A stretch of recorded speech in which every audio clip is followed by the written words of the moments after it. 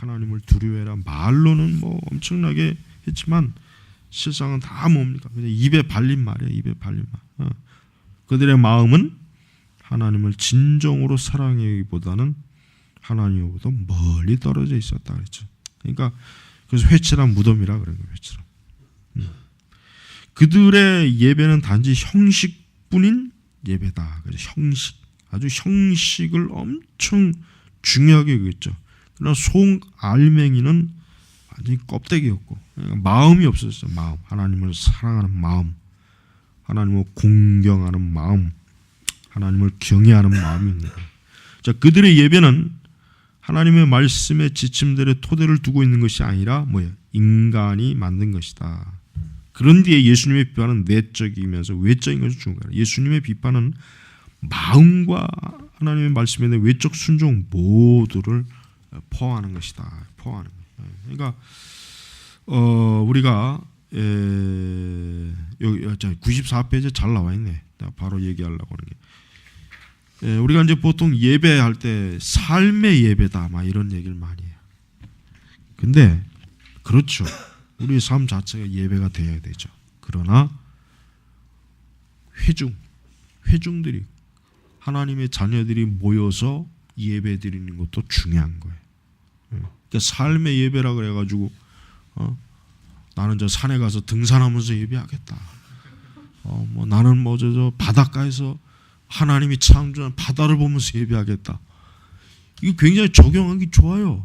어쩌면 또 그 사람들을 굉장히 진지할 수도 있어요.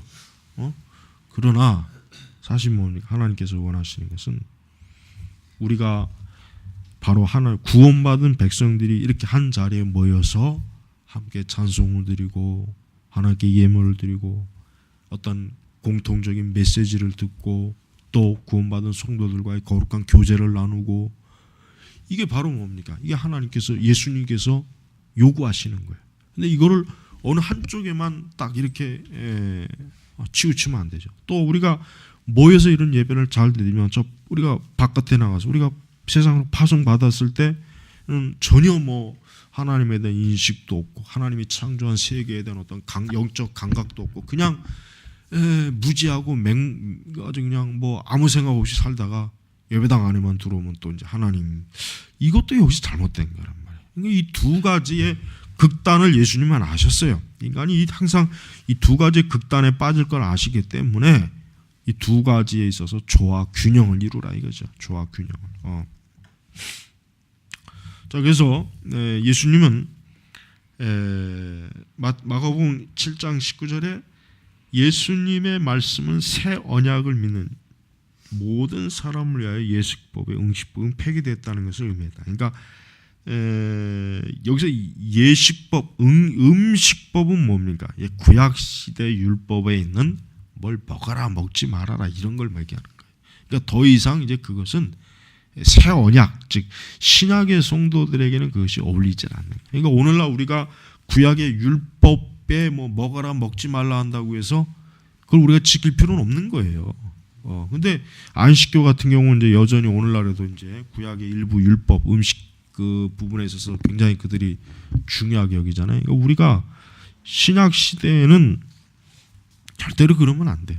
신약 시대는 예수님께서 자유롭게 딱 풀어놓으셨는데 우리가 그걸 막 스스로가 율법에 뭘 먹지 말라 했으니까 먹지 말아야 된다. 뭐 이렇게 하면은 그건 우리가 율법으로 돌아가는 거예요. 율법으로 돌아가는 거예요. 자, 그래서 즉 우리는 더 이상 옛 언약적 공동 예배, 예식적 희생적 형태를 통해서 공동적으로 예배를 드리지 않는다. 그러니까 우리는 뭐요? 옛날 구약 시대 성도들처럼 뭐 제단에다가 뭐 짐승을 잡거나 뭘 잡아서 피를 뿌리고 뭐 번제를 이건 아니잖아요. 우리 이제 그건 지나갔잖아요. 그건 이미 예수님이 십자가에서 이루신 거기 때문에 우리에게 해당이 안 된단 말이에요. 오케이? 자, 예수님은 그래서 즉 예수님은 전생에 걸쳐서 이루어지는 예배뿐만 아니라 우리가 드리는 공동 찬양에서 드리는 방법, 예배 드리는 방법, 즉 우리의 마음과 말씀에 대한 순종의 관심을 가지고 계신 것이다. 그래서 자칫하면은 사실 우리 인간은 어느 한쪽으로 자꾸 이렇게 치우치는 경향이 있어요. 나도 모르는 사이에. 그러니까 우리가 그럴 때마다 빨리빨리 어느 한쪽으로 치우치지 않도록 빨리빨리 균형을 잡아야 돼요. 그걸 오래 내버려 두면 안 돼. 그러면 돌이킬 수 없어요. 나중에는. 그래서 우리의 예배 속에는 이렇게 거룩한 언약적 공동 예배, 그러면서 예배드리는 우리 마음에 하나님에 대한 그 거룩한 사랑과 또 찬미와 찬송과 영광스러움을 우리 마음에서, 우리 영혼 속에서 풍성하게 드려지는 그런 예배가 되어야 되겠죠. 자, 우물가의 여인에게 주신 말씀, 이것도 이제 우물가의 여인이라고 하는 것 자체는, 이 여인은 우리가 이제 아는 것처럼 이 여인은 예배 방식에 관심을 가진 여인이었단 말이에요. 우리가 그리심산에서 예배 드리는데 우리가 더 유대인들보다도 낫지 않겠습니까? 뭐 이랬지만 예수님 하신 말씀이 뭐예요? 그것이 아니다. 예배는 신령과 진정으로 예배해야 된다. 그러니까 이 여자는 형식주의에 빠진 사람이에요. 이 여자는 사실 이제 사마리아의 사람이기 때문에 유대인들에 대해서 좀 반감을 가지고 있고, 우리보다는, 그러니까 유대인들보다는 우리가 더 예배를 잘 드리지 않습니까? 예수님한테 은근히 이제 자랑을 했지만 예수님은 한 가지 전제를 했어요. 구원은 유대인에게서 난다. 쉽게 말해요. 하나님의 계시의 말씀은 유대인에게 주어졌다. 그러나 이제 때가 와서 모든 사람들이 이제는 유대인의 방식대로 예배드리는 것이 아니라 이제는 신령과 진정으로 이 신령과 진정으로 예배하는 게 뭡니까? 결국 신약 시대 하나님의 말씀, 그리스도의 십자가의 구속의 은혜, 성령 안에서 성령으로 인한 구원받은 백성들의 예배, 지금 이걸 얘기한단 말이에요. 그러니까 이 여인에게 깨우쳐 주는 거예요. 너는 지금 보니까 형식에 매여 있구나. 네가 지금 그리심산에서 예배하니까 하나님이 유대인들보다는 너희들의 예배를 더 기뻐하실 거라고 생각하지만은 그렇지 않다. 앞으로 어떠한 때가 오냐? 신령과 진정으로 하나님께 예배드릴 때가 온다. 그러니까 여인이 그동안 가지고 있었던 완전히 자기 어떤 사마리아인들이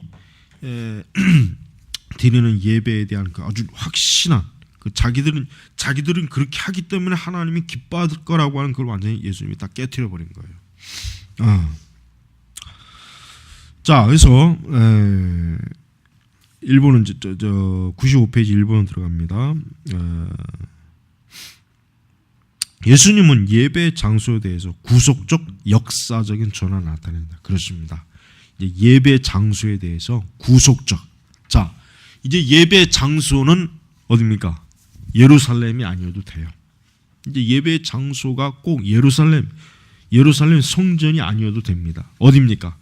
예배 장소는 이제 어디나 상관없는 거예요. 뭐 전 세계 어디에서라든지 예배들을 드릴 수 없는 곳은 한 군데도 없어요. 심지어는 우리가 법당에서도 예배 드릴 수 있어요. 우린 그곳에서도 예배 드릴 수 있어요. 만약 그럴 수만 있다면, 여기는 우상의 예배 터니까 예배 드릴 수 없다. 아닙니다. 그곳에서도 하나님의 임재가 있어요. 우상 숭배자들이 그걸 모르는 것이지. 그러니까 구속적, 그러니까 십자가에 높이 들리셨잖아요. 높이 들리셨기 때문에 이제는 어때요? 이제는 어느 곳에서든 우리가 예배를 드리는 데 있어서 방해되는 요소는 한 가지도 없어요. 어느 곳, 어느 시대, 어느 장소에서는, 적어도 예수 그리스도의 복음이 들려지는 곳에서는 다 이제는 예배드리는 거예요. 그래서 이제 역사적인 전환이 어떠냐? 구약에서 신약으로 넘어왔잖아요. 이제 구약은 뭡니까? 철저히 성전 중심이에요. 구약은 성전. 그래서 오직 어디입니까? 이스라엘에서 그 성전에서만 제사를 드려야 되고 하나님을 경배했어야 되는데, 이제는 역사적 전환이 이루어져. 뭐예요? 이제는 구약이 끝나고 신약으로. 그래서 예수님의 부활, 승천, 오순절의 성령 강림, 그러니까 이거는 이제 더 이상 뭐 예배 장소, 그다음에 또 시대적으로 이제 더 이상 뭐 어떤 역사적 전환점이 일어났기 때문에 이제는 전혀 뭐요 중요한 것이 아닌 거예요. 그래서 여기 웨스터민스터 신앙고백서 예수님의 가르침을 다음과 같이 표현하죠. 96페이지. 기도나 예배의 다른 어떤 부분도 복음 시대에는 예배 장소에 매이거나 예배 장소 때문에 하나님이 더 받으시는 것이 아니다. 그렇죠. 너무 중요합니다. 어디서나 신령과 진정으로 하나님께 예배드려야 된다. 즉 가정에서는 날마다 홀로 또는 가족들끼리 가정 예배를 드리는 거 아니 은밀하게 예배를 드릴 것이며 공동 집회 그러니까 교회에서 우리 예배당에서는 보다 더 엄숙히 예배 드릴 것이니 하나님이 그의 말씀이나 섭리에 의해서 그곳에 예배 드리도록 부르실 때에 부주의로나 고의로나 그 모임을 경시하거나 외면해서는 안 된다.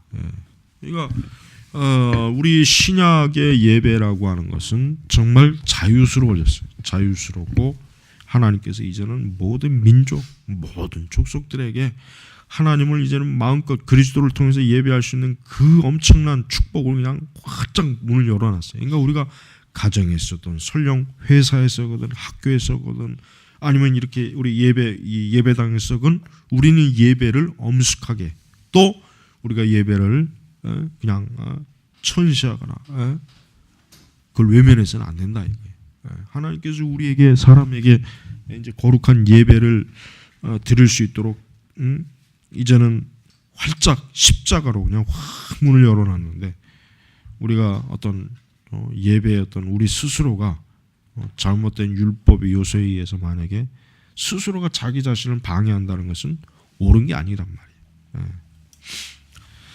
자, 두 번째 예수님은 예배에 대한 계시 반응으로 계시에 따라야만 한다는 것이다. 그렇습니다. 이게 중요합니다. 예수님은 아까 이제 제가 말한 거죠. 너희는 알지 못하는 것을 예배, 우리는 아는 것을 예배. 이는 구원이 유대인에게서 남이니라. 자, 하나님은 유대인에게 율법을 주셨어요. 그래서 하나님을 아는 지식이 누구에게 있습니까? 이방인이 아니죠. 유대인에게 있는 거예요. 유대인. 그러니까 하나님께서는 바로 유대인에게 하나님을 올바로 예배하고 알 수 있는 방법을 유대인에게만 계시했어요. 구약시대. 그렇기 때문에 사마리아 사람들은 어때요? 그 유대인에게 하나님이 주신 율법 계시를 배워야 돼, 알아야 돼요. 근데 이 사마리아인들이 역사적으로 안 그랬잖아요. 역사적으로 유대인들과 사마리아인들은 어때요? 설천지 원수란 말이에요. 철저히 원수. 그러니까 나중에 사마리아인들도 자기들만의 성전을 만들고 자기들만의 어떤 예배 방식과 그걸 만들었지만 예수님은 인정을 하지 않은 거예요. 예수님이 인정을 하지 않은 것은 사마리아인이기 때문에 차별한 것이 아니라 근본적으로 예수님 하신 말씀 자체가 구원이 유대인에게서 남이니라. 그러니까 유대인들에게 주신 이 언약 이것에 따라야지. 너희들이 유대인이 싫다고 해가지고 그렇다고 해가지고 너희들이 그렇게 독립적으로 떠나 있으면은 안 된다. 지금 예수님이 그거를 얘기하시는 거예요. 그래서 이제 예수님은 너희는 알지 못하는 것을 예배하고 유대인들이 알지 못하는 걸 예배할 수밖에 없는 이유가 뭐냐면 유대인들에게는 어때요? 하나님의 계시 율법이 있었지만 사마리아인들에게는 없었잖아요. 그러니까 당연히 알지 못하는 걸 예배할 수밖에 없지. 왜 예배를 드려야 되는지 근거가 없다. 어떤 누구에게 드려야지. 그런 근거가 있는 계시가 구약의 유대인들에게 주어졌지만 사마리아인들에게는 주어지지 않았어요. 사마리아인들은 이미 벌써 그들이 벌써 그 과거의 초기에 그 혼혈되면서 순수 혈통의 유대인들과 딱 거리가 벌어진 뒤부터는 이제 이 사마리아 족속들은 어떻습니까? 이제는 율법도 잊어버렸고, 그러니까 하나님을 예배하는 것에 대해서 이제는 거의 무지한 상태에서 단순히 그들이 고안해낸 예배로 그러니까 제사로 예배했기 때문에 하나님께서 그거를 지금 예수님께서 그것을 지금 잘못됐다고 지금 지적해 주시는 거예요. 그래서 사마리아 사람들은 그들 자신의 예배를 고안해서 드리는 한 그들이 진정한 예배를 드리는 것은 불가능하다. 이렇게 얘기하는 것입니다. 그러나 이스라엘은 하나님 그분이 계시에 따라 예배했기 때문에 이스라엘은 자신의 하나님을 알았습니다. 세 번째로 이제 새 언약, 새 언약이 중요하죠. 예수님은 새 언약에 드려질 예배의 중요성을 다시 한번 강조했죠. 그래서 뭐라 합니까? 참으로, 그러니까 아버지께 참으로 예배하는 자들은 영과 진리로 예배할 때가 오나니 곧 이때라. 아버지께서는 자기에게 예배하는 자를 찾으시느라. 하나님은 영이시니 예배하는 자가 영과 진리로 예배할지니라. 그래서 영과 진리로. 그래서 이제 이게 바로 새 언약의 관점, 기초를 둔 신약 백성들의 예배였어요. 이 사람들은 하나님께 예배드리는 것 방식 자체가 뭐야? 새 언약에 근거한 예배였단 말이야. 새 언약에. 자, 우리가 이제 7번 바울이 거절한 골로새 이단. 골로새 바울이 이단. 자, 이 새 언약 시대에도 예배 방법이 여전히 매우 중요한 문제가 된다는 것을 일깨워주는 이 예가 바울이 골로새서 2장 16절 19절에서 거절한 것에 내가 냈습니다. 거기 나오면 거기 뭐라고 합니까? 그러므로 먹고 마시는 것과 절기나 월삭이나 안식일을 인하여 누구든지 너희를 폄론하지 못하게 하라. 이것들은 장래일의 그림자니 몸은 그리스도의 것이니라. 그러니까 바울은 여기서 기독교인들에게 뭘 얘기합니까? 인간이 만든 혹은 폐기된 옛 언약 의식들, 심지어는 옛 언약 7번째 안식일에 따라서 자신들을 판단하지 않도록 요청한다. 그러니까 지금 안식교인들은 사실 이단이에요. 안식교는 여러 가지로 하여튼 이단 맞습니다. 근데 우리가 안식교를 거의 뭐 비슷한 수준에서 보는데 그렇지 않습니다. 자, 그래서 바울이 여기서 말한 그 어떤 것도 새 언약적 주의를 어떤 방법으로 훼손하고 있지 않다. 그래서 바울은 골로새 2장 16절에서 종교적 행위는 새 언약 기독교인에게 더 이상 결부되어 있는 것이 아니라 옛 언약 예배가 가지고 있는 모든 부분이다. 다만 바울은 기독교인들에게 예식법 아래 있지 않다는 것을 되새겨 주고 있는 거예요. 예식법이. 그러니까 우리 바울은 어떤 우리의 예배에 어떤 순서를 정해주질 않았어요.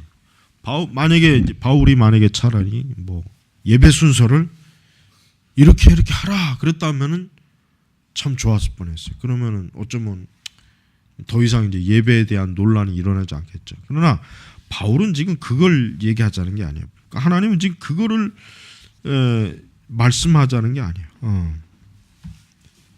바울은 우리가 뭐예요?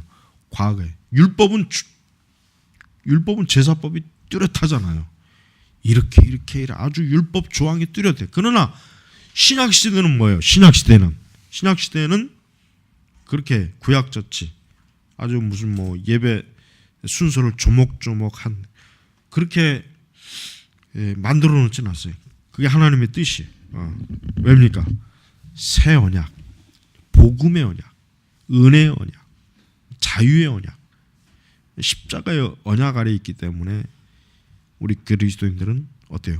더 이상 옛 율법 하에서 그런 방식대로 우리가 막 어떤 딱 뭐 정해진 그 방식에서 조금도 이탈하지 말고 그 예배해야 된다. 그런 거는 이제 더 이상 뭐예요? 새 언약가에서는 어울리지 않는 것이 합당한 것이 아니다. 그래서 바울의 말은 옛 언약의 정교하고 의식적이면 상식적인 예배를 동경하는 사람들에게 오늘날에도 여전히 말한다. 바울은 본질을 지나쳐버리고 그림자로 돌아가지 말라고 한다. 그러므로 바울의 이런 응답은 뭐예요? 구속사의 불연소성을 이해하는 것과 관련되어야만 한다. 그러니까 바울은 이 예배 자체의 어떤 예배를 드리는 데 있어서 바울은 그리스도의 구속의 십자가의 그 노선이 정확한 것을 바울이 가장 중요하게 여긴 거예요. 그러니까 더 이상 어떤 예식이냐 의식이냐 여기에 바울이 사실을 중점을 둔 것은 아니었습니다. 그래서 바울은 본질을 지나쳐 버리는 거. 본질, 항상 예배 본질을 지나침으로 말미암아 자칫해 가지고 어떻습니까? 그만 하나님께 드려야 될 정말 하나님이 기뻐하시는 거룩함과 의로움, 이런 마음의 중심을 단 우리의 어떤 사랑을 바친 예배가 되지 않고 그냥 형식적인 예배가 된다. 이거는 바울이 이해하는 예배는 아니었어요. 그런데 바울은 이제 천사 숭배는 바울 서신에서 이제 하지 말아라 이제 그죠. 우리는 천사를 숭배하는 것이 아니라 우리는 하나님을 하나님께 숭배하는 거예요. 천사 숭배가 그러나 바울 시대 때 많이 좀 이게 좀 교회를 안팎으로 미혹한 그런 죄였던 것 같아요.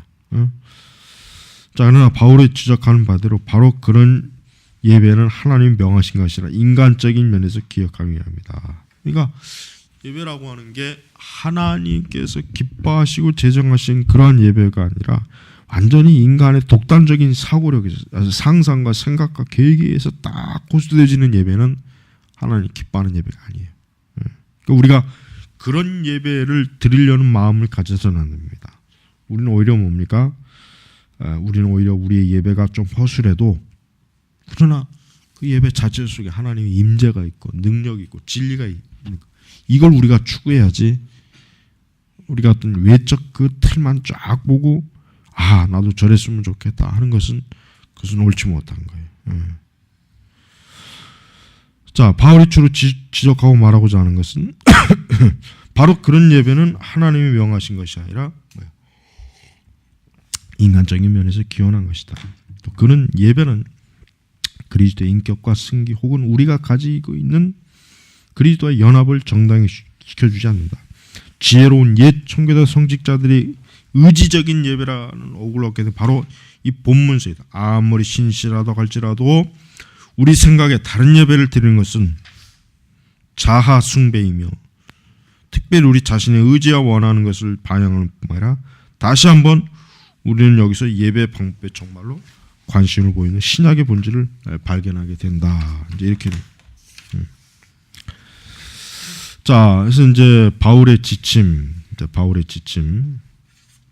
고린도를 위한 바울의 지침.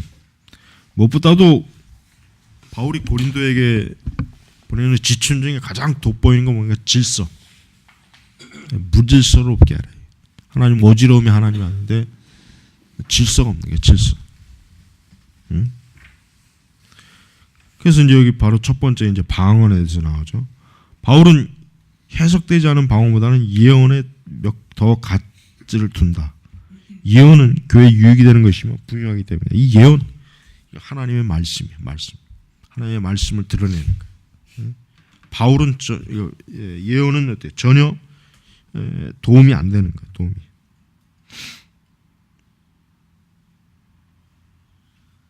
또한 바울에게 있어서는 많은 신앙적 심사숙고해야 되는 그런 일들이 많았다 이거 바울은. 그래서 바울은 하나님의 일을 할 때 깊이 생각하고 결정해면서 하나님의 일을 하는 것으로 바울은 여겼습니다. 그것이 바로 새 언약적 예배에서 질서를 가지고 하나님 앞에 예배하는 것으로 그렇게 드러냈습니다. 바울은 사도 시대에 들어진 공동 예배에 대한 기술한다. 여기 보면 이제 바울의 어휘와 어구를 사용함으로써 우리는 은사적 사도 시대의 공동 예배에 대한 특성에 대한 묘사를 할 수 있다. 이게 지금 여기 보면은 신령한 거, 예언, 방언, 덕을 세움, 통역, 계시, 지식, 가르치는 것, 뜻, 마음으로 기도 여러 가지 뭐 있죠. 이게 이제 바울이 뒤에도 이제 뭐 여러 가지 명단이 있어요. 이런 어휘들과 어구들은 모든 세대 하나님의 백성과 함께 드리는 공동 예배에 들어있는 중심적인 요소, 설교, 찬송, 기도, 우리의 주된 목적, 회중을 덕을 세움, 하나님의 열망, 그 다음에 하나님의 열망, 그 다음에 동기와 목적, 참된 예배의 핵심적 국면, 위로, 뉘우침, 드러나는 복종. 그러니까 예배에 대한 재고를 통해서 얻게 되는 압도적인 인상은 다음과 같이 기록되어 있다. 인지되도록 되어 있다. 바울은 사람들이 무엇을 물어 기도하는지, 그리고 다른 사람들이 무엇을 말하고 전하는지 그런 자신이 알기로 한다. 바울은 지침, 가르침, 배움, 지식, 그 성숙한 사고를 원했다. 아마도 개혁적 전통이 가지고 있는 과도의 지적인 공동 예배를 흉내내는 사람들일 것이다. 그런데 고린도 14장에 있는 은사에 대한 묘사 속에 그들을 위해서 이에게 적용되는 면들이 전무하다 했습니다. 잠깐 좀 쉽시다. 쉬고.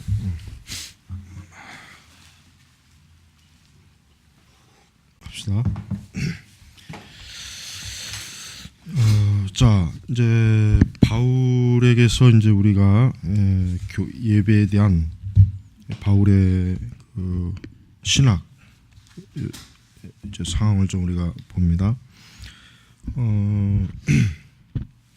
102페이지 그 중반절에 보면은 바울은 지침, 가르침, 배움, 지식, 그리고 성숙할 사고를 원한다.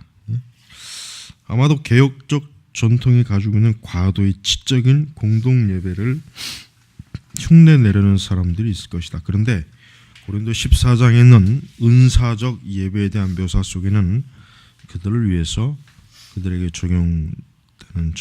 적용되는 면들은 전무할 것이다. 그러니까 우리가 이게 있어요. 이거 중요한 게 있어요. 뭐냐면 중요한 거예요. 개혁 교회들이 아주 잘못하는 게 있어요. 이게 뭐냐면 자칫하면은 그 너무 지적으로 치우쳐서 인간의 그 감정을 무시하는 그러한 형태로 흘러갈 수 있어요. 그거는 특히 주의해야 돼요. 그거는 안 좋아요. 그렇기 때문에 개혁 교회를 싫어하는 사람들이 많이 있어요. 왜냐하면 우리가 조화를 이루어야 돼요.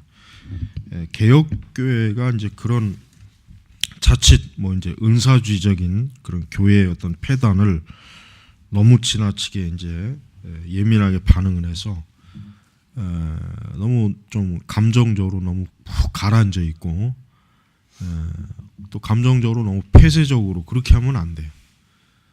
그래서 오히려 개혁주의는 더 뜨겁고, 그러니까 올바른 감정의 그 분출은 좋은 거예요. 나쁜 게 아니에요, 절대.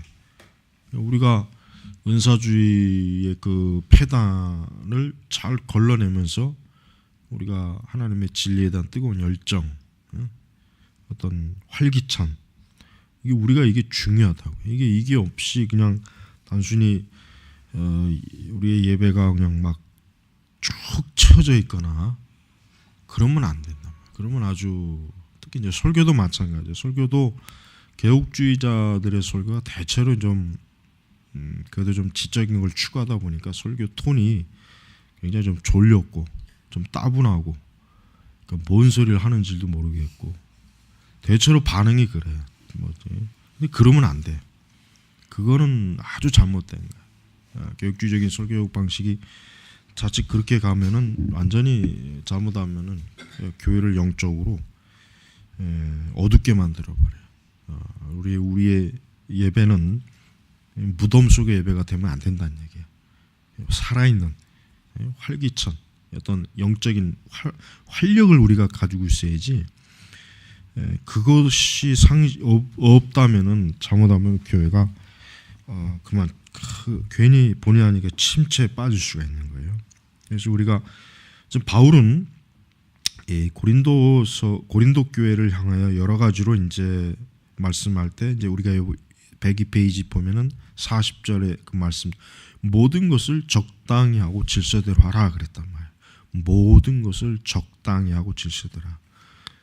은사주의 교회는 이 말씀을 완전히 뭐 무시했죠.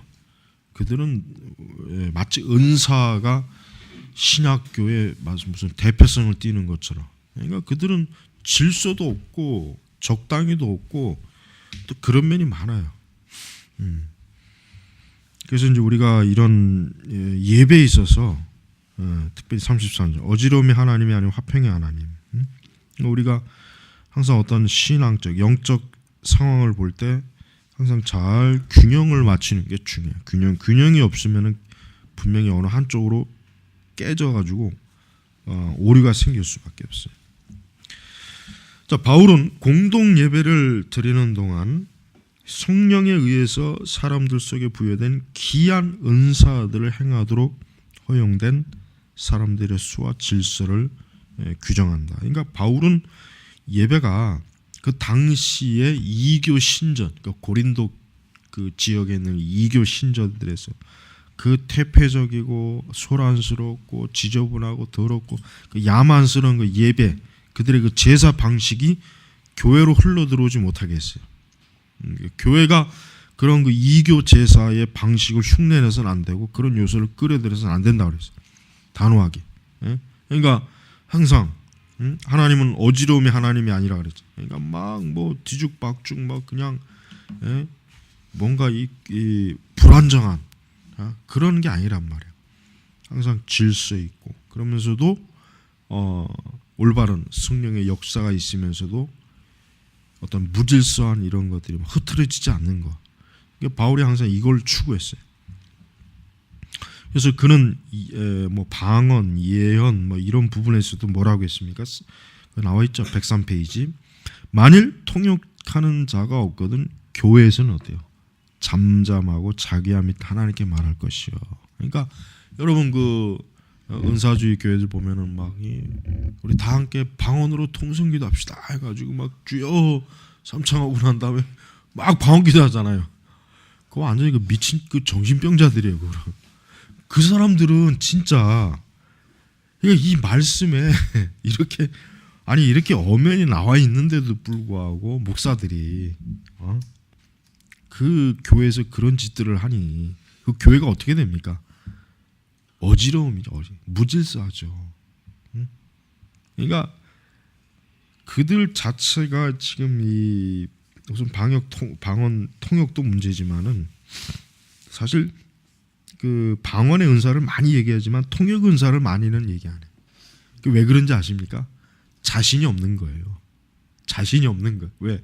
통역의 은사라고 하는 것 자체가 말 그대로 그들이 말하는 그 헛된 방언의 통역의 은사가 아닌데, 그러니까 방언의 은사는 엄청나게 강조해도 동일하게 통역의 은사는 강조 안 해요. 왜? 그들이 가지고 있는 방언 자체가 가짜거든. 그들 스스로도 확신할 수가 없는 거예요. 정말 이와 같은 방언을 진짜 이게 통역이 될까? 자기들도 확신이 없는 거예요. 그러니까 어때요? 통역의 은사는 강조 안 하는 거란 말이에요. 하지만 바울은 아주 철저합니다. 만일 통역하는 자가 없거든 교회에서는 잠잠하고 자기야 및 하나님께 말할 것이요. 교회는 잠잠하라 이거. 그러니까 방언하지 말아라. 방언으로 떠들어대지 말아라. 자기와 및 하나님께만 하라 이거예요. 근데 지금 교회 안에서 뭐 방언합시다. 방언 뭐 막 떠들어잖아. 설교 시간에도 방언하잖아. 순복음교는 목사들이 막 방언 자랑해요. 갑자기 방언 이런 방언한다고 막 쭈절쭈절거리고. 그게 그 정상적인 목사가 아니죠. 그건 미친놈이에요. 그런 목사들은 그거는 여러분 아주 단호하게 우리가 얘기해야 돼. 그건 목사도 아니에요. 그런 인간들은. 바울이 만약에 그런 걸 보면 어떻게 생각하겠습니까? 기가 막히죠. 완전히 하나님의 교회를 이 귀신의 그 방언으로 더럽힌 자들로. 그러니까 여러분 순복음은 순복음은 이단이에요. 나는 아무리 내가 순복음을 지켜봐도 그것이 이단이라는 생각이 나는 100번 1000번 가면 갈수록 커져. 절대 그들이 정상적인 종교 집단이라고는 난 꿈에도 나는 생각하지도 않아요. 결국 순복음을 같은 이단으로 여기지 않고 순복음과 강단 교류하는 그런 목사들, 그런 교회들은 문제가 많은 거예요. 하여튼 우리는 철저하게 그렇게 됩니다. 바울은 103. 바울은 주어진 예배에서 많아야 3명이 방언 혹은 예언할 수 있는데, 그것도 만약에 하나님이 친히 누군가에게 어떤 예언적 계시를 허락했다면 한 번에 한 사람씩만 할 수 있다고 한 거예요. 한 번에 한 사람씩 방언으로 합창을 하는 게 아니고, 그냥 막 기도원 같은데 봐요. 막 방언으로 막 그냥 몇백 명이 막 떠들어대는데, 그게 봐요. 우리가 고린도서를 조금만 읽어봐도 이건 절대 이건 하나님으로부터 지지를 받을 수 없는 것이구나 금방 알아되는데도 그거를 향하는 것 보면 그게 은혜 있는 거라고 여기니까.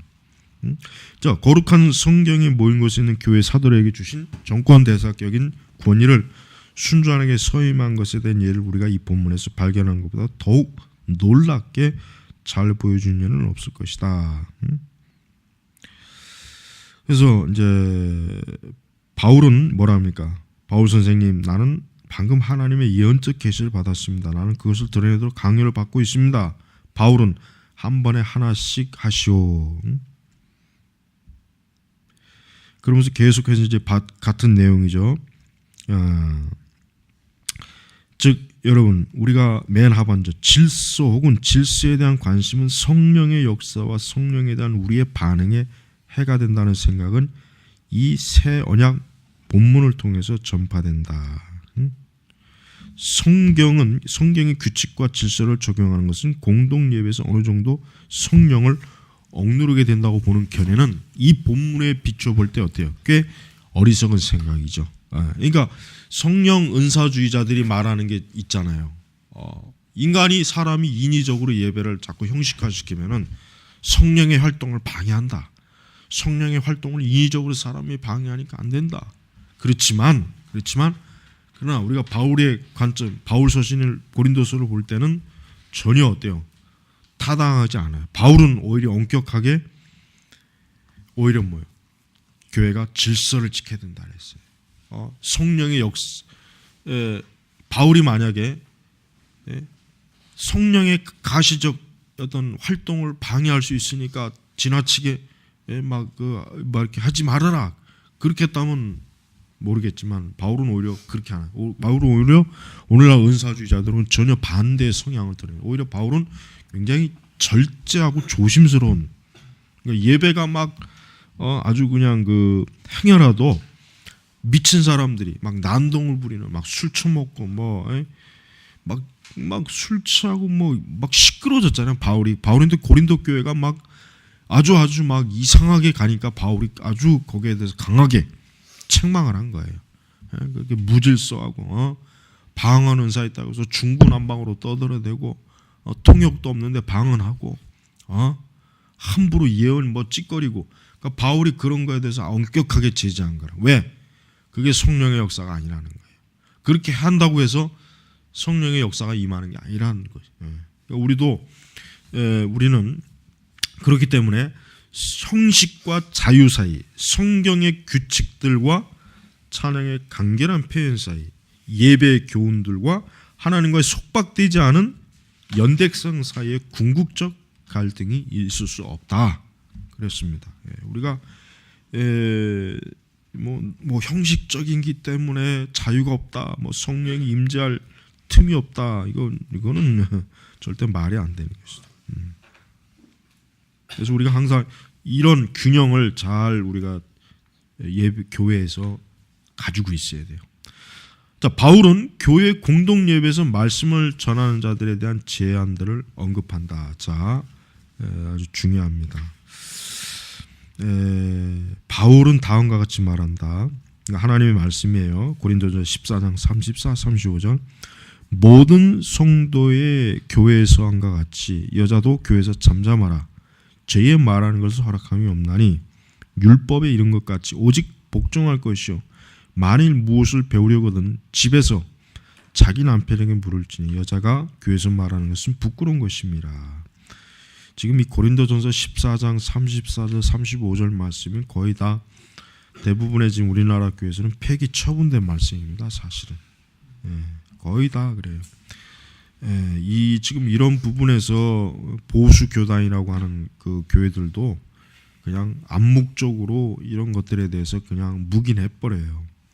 바울은 이 명령을 고린도에 있는 어떤 일시적인 문화적인 문제 그 토대를 두고 있는 것이 아니라 그랬어요. 그렇지만 지금의 성경학자들은 이것은 그 당시에 고린도 교회에 있는 문화에 해당되는 말씀이다라고 대다수의 성경학자들이 다 이렇게 얘기해요. 지금 전에는 그렇게 얘기하지 않았던 사람들도 지금은 이제 이렇게 또 말을 바꿔요. 지금. 근데 이 저자는 아니라 그러잖아. 하나님의 기록된 말씀 안에 둔다. 심지어 외관상 복음주의권에서조차도 여성 설교자들 지속적인 숫자의 증가를 보인다. 근데 여기서 이제 여성 설교자들이 그 여성 설교자들은 신실하고 헌신적이고 은사가 있고 다른 점에서는 정통일 수도 있다. 근데 그 여성 설교자들이 지속적인 숫자의 증가를 보인다. 교회 예배에서 성경의 권위에 대한 광범위한 것을 보여주는 눈에 띄는 예는 이런 여성 설교자의 증가에서보다 쉽게 관찰할 수 있는 경우는 없다. 여러분 이거 아주 잘 알아둬야 돼요. 즉 뭐예요? 교회에서 여성 설교자들을 지금 세우는 것 자체가 뭐예요? 하나님의 말씀을 어때요? 광범위하게 성경의 권위를 거절하는 거예요. 오늘날 바울이 오면은 여성 설교자들은 하나같이 다 바울에게 뒤지게 맞습니다. 100% 그래요. 누구랄 것도 없어요. 그 사람이 아무리 뭐 정통이고 헌신적이고 그래도 바울은 뭐 하나님 그리스도께서 명하지 않는 직분을 네가 사칭한 거는 뭐 그건 저주받는 일이란 말이에요. 저주받는 일이에요. 저주받는 일. 근데도 지금 오늘날 보십시오. 뭐 방송에서도 이제는 여성 목사들도 뭐 나와. 옛날에 이제 80년도 후반인가 이제 그때쯤 내 생각에 내 기억엔 그래. 그때쯤에는 여자 목사하면 전부 다 이상하게 봤어요. 그게 드물었거든. 근데 다 일반 신자들도 여자 목사하면 아주 좀 이상한 눈초리로 봤는데 지금은 오히려 여자 목사를 이상하게 보는 사람을 이상하게 봐요. 그러니까 지금 참 문제가 커요. 그러니까 여러분 우리가 여러분한테 단호해야 돼요. 여자 목사는 하나님의 말씀을 불순종한 거예요. 그러니까 여자 목사들이 자기들이 아무리 하나님께 부름받았다, 소명을 입었다, 환상 중에 나에게 안수했다, 환상 중에 나에게 신학교 가서 목사 되라고 했다, 별말을 다 떠들어도 아닙니다. 이 말씀이 아니라고 했다. 이 말씀을 문화적인 그 상황에 제한시키면 안 돼요. 지금 다 그렇게 제한시키고 있어요. 다. 자 보세요. 그래서 그러나 바울의 명령은 실수가 아니다. 그렇죠. 이건 바울이 여성을 혐오하기 때문에가 아니에요.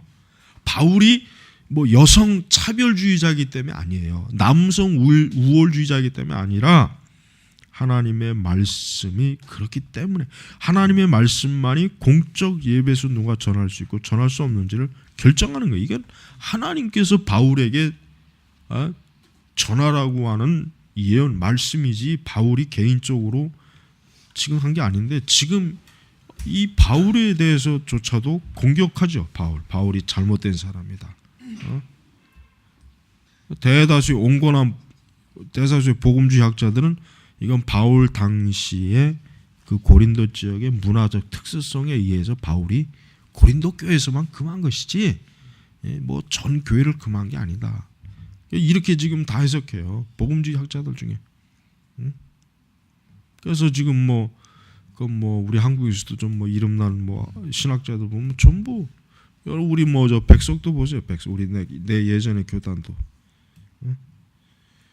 옛날에는 그 인간들이 옛날에는 다 60년대 70년대는 교회에서 여성 목사가 아니라는 걸 다 알고 있던 목사들이에요. 다. 그런데 이제 시대가 바뀌었다고 이제는 또 한 입으로 두 얘기를 하는 거 보십시오. 그러니까 이게 기회주의자들. 그러니까 우리가 하나님의 말씀을 시대에 따라서 이렇게 저렇게 변할 수 있다고 그런 식으로 한다면은 그 말씀의 권위라고 하는 게 뭐가 있겠어요? 나중에 그럼 이 말씀이 또 다른 시대 가면 또 어떻게 변할 거예요, 이게 또? 응? 근데 안타까운 건 그거예요. 교회가 더 이상 지금 이 문제를 심각하고 진지하게 여기는 신학자가 없습니다. 그리고 이제 여성 설교자를 반대하면 오히려 크게 막 아주 공격을 당하는 시대예요. 옛날에도 뭐 나한테 또 뭐 전화가 몇 번 왔지. 뭐 왜 카페에서 여성 설교자를 반대하냐고 소리를 고래고래 찔러가면서 그게 참 그래요. 내가 볼 때 이게 참 큰일이다. 우리 한국에서 여성 설교자를 제일 먼저 허용한 교단이 아마 순복음일 거예요. 그다음에 이제 감리교. 순복음은 최자실 목사가 일본에서 여성 안수를 받고 왔거든. 한국에서 안 주니까. 일본에서 받고 와서 일본에서. 그다음에 이제 감리교. 그다음에 기장 측. 그다음에 통합 측. 봐요. 딱 그 색깔들이 신학적으로 문제가 있는 것이 여성 안수를 주잖아요.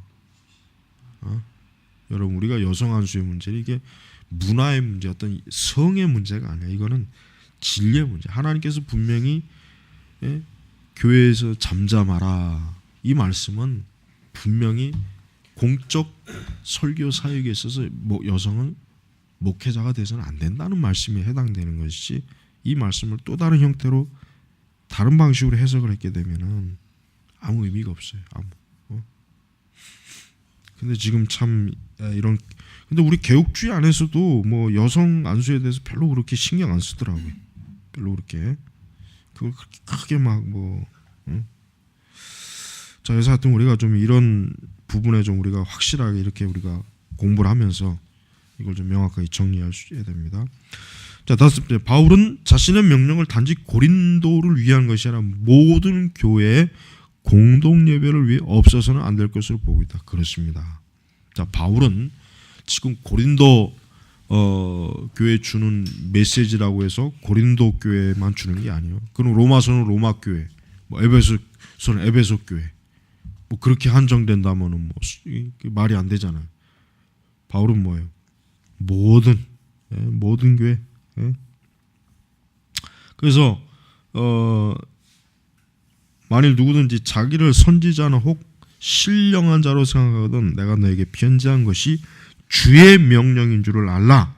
만일 누구든지 이것을 알지 못하면 그는 알지 못한 자니라. 이 말씀은 여성들이 가르치는 것을 바울이 금하는 것뿐만 아니라 방언, 해석, 예언, 설교 그리고 찬양 순서에 대한 자신들의 규칙들을 바울이 선포한 것의 결과로서 나온 것이다. 왜 이런 방식을 따라야만 하는가? 하나님은 어지러움의 하나님이 아니시오 오직 화평의 하나님이시라 말하기 때문이다. 하나님은 대혼란의 하나님이 아니야. 하나님은 교회가 그냥 지 멋대로 뭐 사람들이 자기 멋대로 그냥 다 각자 좋아하는 취향과 방식대로 뭐 다 해도 된다. 이렇게 되면은 교회가 어떻게 되겠습니까? 교회 꼴이 많이 아니에요. 오늘날 교회 꼴이 많이 아닌 이유가 다 이런 거예요. 다 그냥 지 멋대로.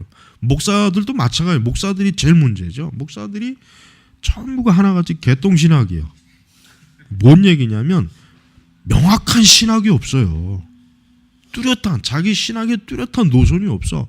여기 세미나 가서 이거 들으면 또 그게 맞는가 싶고, 저기 가서 저거 들으면 또 뭐 유명 설교자들 또 설교 들으면 또 그게 맞는가 싶고, 다 그렇단 말이에요. 다 자기 기준이 없어요. 항상 흔들릴 준비가 돼 있어. 언제든지 견해를 바꿀 준비가 돼 있단 말이에요.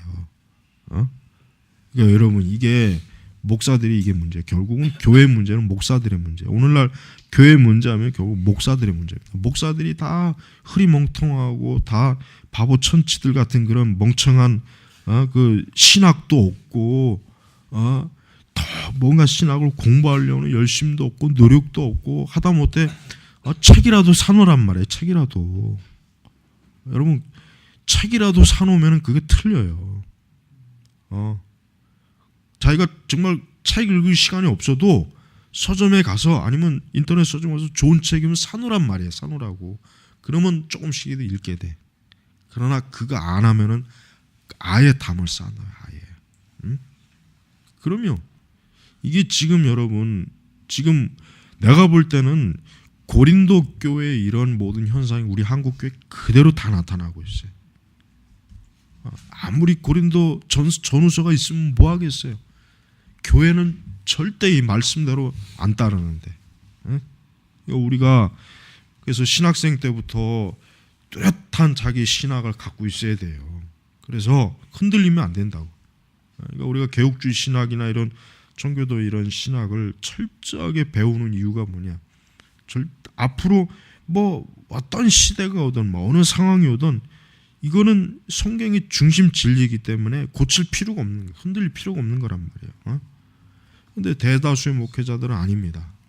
대다수의 목회자들은 벌써 자기의 관점에 여러 번 변해. 물론 사람이 살아가면서 어떤 자기의 생각이나 변화가 있을 수는 있어요. 그러나 이게 좋은 쪽으로 변화가 돼야지 이게 점점 나쁜 쪽으로 점점 더 이상한 쪽으로 변화되는 건 그건 좋은 변화가 아니에요. 그건 차라리 변화가 안 되는 게 좋은 것이지.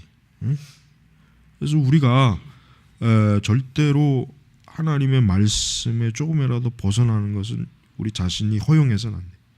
이건 하나님의 말씀입니다. 이건 진리다. 뭐 지금 시대가 뭐 어떻게 가든 그건 우리하고 상관이 없는 거예요.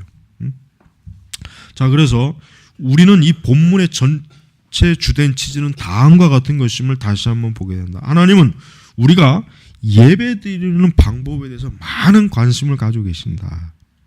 하나님은 단지 우리의 태도들과 동기들에 대해서만 관심을 보이는 게 아니에요. 내 중심만 하나님이 보시면 알겠지. 그거 아닙니다. 비록 예배의 방법에 대한 구체적인 사안은 옛 언약의 의식적 체계와는 달리지만 그것과는 많이 다르죠. 제사법하고는 다르죠. 새 언약 시대 하나님은 우리가 예배드리는 방법, 방식에 대해서 계속적으로 관심을 가지고 있는 것에 대해서 계속 우리는 논의해야 돼요. 논의해야 된단 말이에요. 그래서 우리가 우리 예배 자체를 우리 자기들 마음대로 우리 교회는 이런 독특한 예배 의식이 있어요. 우리 교회는 우리 교회만의 아주 참 특별한 예배 의식이 있어요. 이렇게 하면 안 되는 거예요. 그것이 하나님의 정확하게 합당한 것이 아닌지를 연구해야지. 예배를 막 그냥 이리저리 자기들 마음대로 그냥 예배를 꾸민다는 것 자체가 벌써 이 사람들이 말씀하고는 전혀 상관없이 그냥 교회를 이룬다고 하는 거나 다를 바 없습니다. 자, 그래서 105페이지 하반절 어떤 사람들은 첫째로 우리는 왜 교회가 모이는가를 다시 생각할 필요가 있다고 말한다. 즉 예배를 위해서인가? 그들의 다음과 주장한다. 아니다. 그것은 신약의 대답이 아니다. 신약은 구약의 공동예배라는 말과 용어들을 지역교회 모아짐 활동에 적용할 것이 아니라 전생에 적용한다. 그러므로 우리가 함께 모이는 가장 중요한 이유는 교제하고 성경을 공부하고 설교 듣고 기도하는 것 같은 것을 위한 것이 하나님을 예배한 것이 아니다. 이거는 잘못된 주장이죠. 잘못된 주장이란 말이에요. 그것은 우리가 우리의 가정에서 공동체에서 작업 직장에서 행하는 것이다. 그러니까 이 사람들은 하나님의 교회에서 예배로 모이는 것을 아주 가장 중요한 근본적 이유로 보질 않는 거예요. 그러니까 이 사람들이 중요하게 여기는 건 그냥 같이 모여서 교제하고 성경을 공부하고 설교를 듣고 기도하고 이걸 교회에 모이는 이유라고 여겨요. 그렇지 않습니다. 여러분, 교회가 모든 활동을 다 중지해도 한 가지만은 중지하면 안 돼요. 예배만 중지하면 안 돼요. 설령 모든 활동을 다 못하는 어떤 상황이 와도 교회가 예배만큼은 중단하면 안 돼요. 예배는 꼭 해야 돼요. 다른 거는 안 해도 돼요. 다른 거는 뭐 사정에 따라 못할 수도 있고 안 할 수도 있지만 예배는 만약에 우리 교회에서 모든 사람 모였을 때 제일 첫 번째 우선순위 뭡니까? 그들이 모여서 예배하는 거예요. 하나님 앞에 다 같이 모여서 하나님을 경외하는 예배로, 믿음으로, 기도로, 말씀으로 거룩한 찬송으로 하나님께 경배하는 거예요. 이게 교회가 모이는 이유예요. 이유란 말이에요. 그러니까 우리는 목회자들은 항상 자기가 목회하는 가운데 교회가 해야 될 가장 중요한 일이 뭐냐? 최우선이 뭐냐? 그건 하나님께 예배하는 것이다. 그래서 여러분 사람이 적든 많든 예배하는 거예요. 나 같은 경우도 뭐 새로 개척해서 뭐 주일 예배, 뭐 오후 예배 해봐야 뭐 우리 나 집사람 지환이 지혜 이렇게 예배드렸어요. 이렇게 항상 늘 그렇게 예배드렸단 말이야. 그 빼먹지 않았단 말이야. 항상 주일이건 뭐 주일 저녁이건 수요일이건 왜 그러냐? 교회는 하나님께 예배하는 곳이야. 예배. 이게 여러분 예배의 숫자가 뭐 많다 적다에 절대 거기에 주눅이 들면 안 돼요. 근데 거의 대부분의 목회자들이 거기에 많이 힘들어요. 예배 인원이 없으면은 목회자들이 그러니까 예배를 막 드리려고 하는 열심이 없어져. 자꾸 없어져. 사람이 많으면 안 그러는데 그렇지만은 아니에요. 절대 그러면 안 돼. 예배 인원이 없어도 뭐 자기 가족끼리만 드려도 감사함으로 하나님 앞에 예배 드리고 그렇게 해야 돼요. 그러니까 하나님 그걸 보신단 말이에요. 그걸. 그러니까 절대로 예배 인원 적다고 예배 성의 없게 드리면 안 돼. 그냥 대충 그냥 절대 그러면 안 돼. 아주 정말 정확하게 아주 온전하게 이 예배를 드리도록 해야 돼. 목회자가 먼저 그렇게 되지 않으면 안 돼요. 그래서 항상 여러분들은 그런 그 예배의 어떤 중심적 사역을 해나가는 것을 끝까지 어떤 고수해야 됩니다. 자, 예배에 대한 어떤 모든 규범적인 고교회파의 식적 접근법들의 중대한 결과를 증명하는 충분한 주석적 토대와 신학적 비평을 제공한다. 그러나 이 접근법의 어휘 연구 방법은 구약과 신약에 모이는 예배 요소 사이에 분명히 연결성을 바르게 나타내고 있지 못하다. 우리가 이제 이 의식적 예배, 이제 고교회파, 그러니까 좀 더 그러니까 완전히 어떤 의식에 딱 규정된 그런 예배는 과연 그것이 신약 성경의 예배와 과연 연결성을 가질 수 있겠느냐? 그래서 우리 이런 고교회파죠. 그러니까 영국 국교의 이제 고교회파죠. 그런 그 어떤 뭐 또 감독파들의 그 예배 방식, 이런 우리는 그런 그 어떤 의주의 마치 의식적 예배 의식 자체를 절대화하는 그런 예배 방식은 신약의 예배와 별로 그렇게 관계가 없다. 이제 이거예요. 자, 하나님의 백성이 모이는 전반적인 활동을 위해 신약에서 그 어떤 어이론적 명칭이 주어진다 할지라도 그 어이론적 명칭이 읽기, 기도, 설교, 그리고 찬송 부르는 어휘와 관련된다. 이것은 공동 예배를 구성하는 것이며 그런 것은 특별히 새 언약에도 존재한다. 오로지 개인주의와 차별성에 대해서 언급을 하지 않는 쪽으로 나아가는 오늘날 경향만이 우리로 하여금 이런 사실을 눈을 뜨지 못하게 한다. 자, 그러니까 우리가 신약에서 결국은 성경을 읽고 기도하고 설교하고 찬송하고 이 모든 것들은 뭡니까? 결국 공동 예배, 회중 예배를 구성하는 요소에 대한 것들을 말하는 것들이에요. 그러나 성경은 우리에게 공동 예배와 같은 것이 있다는 것과 하나님은 그 공동 예배가 어떻게 이루어져야 하는지에 대해서 관심을 가지고 계심을 보여주는 것, 그 이상의 무엇을 보여준다. 성경은 공동 예배가 하나님의 계시에 대한 사려 깊은 반응 속에서 수행되어야만 한다는 것을 증언한다.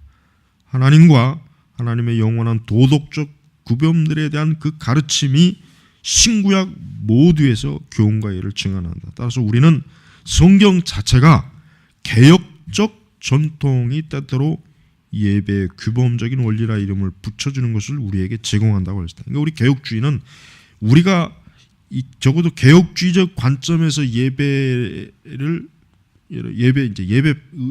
방식을 정하고 또 우리 자신이 그 예배 방식에 충실할 때 우리는 성경 자체에 근원한 예배를 드리고 있다고 우리는 그렇게 믿어도 되는 거예요. 그래서 우리가 예배 자체가 우리가 이 1장 하나님은 우리가 드리는 예배의 방법에 관심을 있으신가, 이 챕터 1의 제목이 이거잖아요. 우리는 여기서 결론적으로 뭡니까? 그렇다.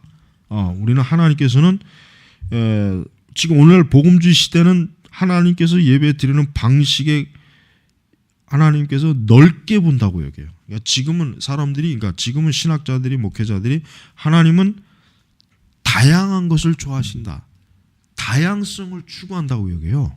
그렇게 가르쳐. 하나님은 다양한 것을 좋아하시기 때문에 우리가 예배를 드리는 것도 다양한 것을 원하신다.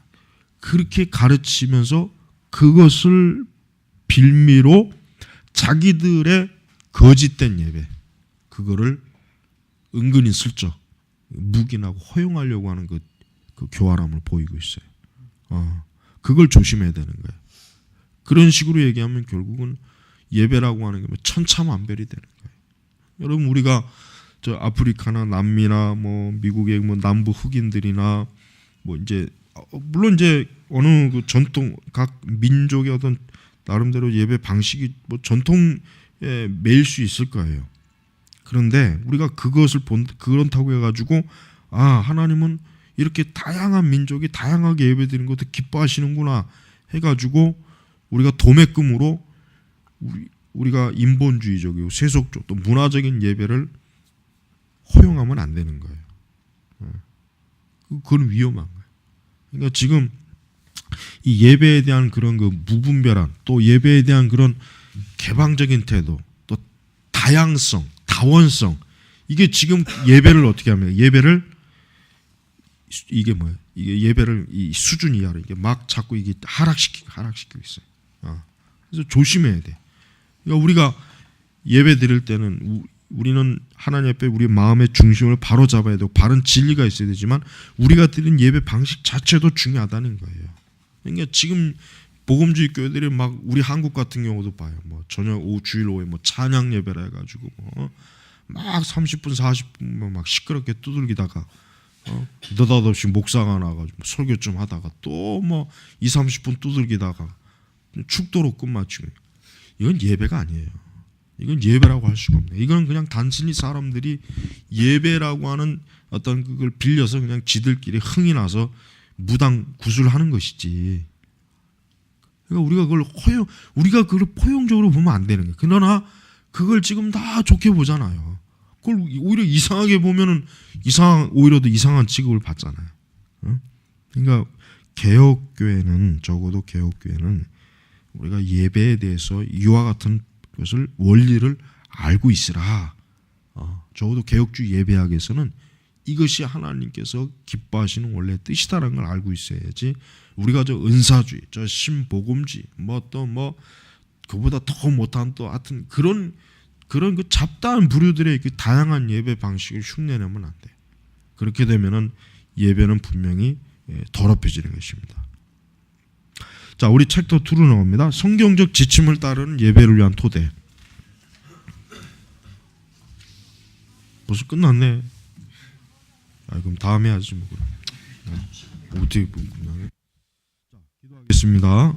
하나님 아버지, 오늘도 저희가 참으로 각 과목당 참 중요한 것들을 저희가 오늘도 참 배우고 또 가르칩니다. 아버지 하나님, 저희가 배우면 배울수록 더 하나님에 대한 경외심과 참 우리가 얼마나 참 미천하고 보잘것없는 저희들이 이렇게 영광스러운 신학을 공부하는 것에 대해서 큰 명예로 알고 기쁨으로 알고 자랑으로 알고 앞으로 더욱더 일생을 하나님을 영광스럽게 하는 신학에 저희가 전무하며 우리에게 주어진 사명을 잘 감당할 수 있도록 저희들을 도와주시옵소서. 그래서 우리 공부하는 신학생들의 장래를 축복해 주시고 저들의 장래의 사역에 참 하나님의 영광을 드러내는 그런 아주 풍성하고 은혜롭고 참 복음적인 그러한 사역이 되도록 축복해 주옵소서. 감사하며 예수님의 이름으로 기도 올렸습니다. 아멘.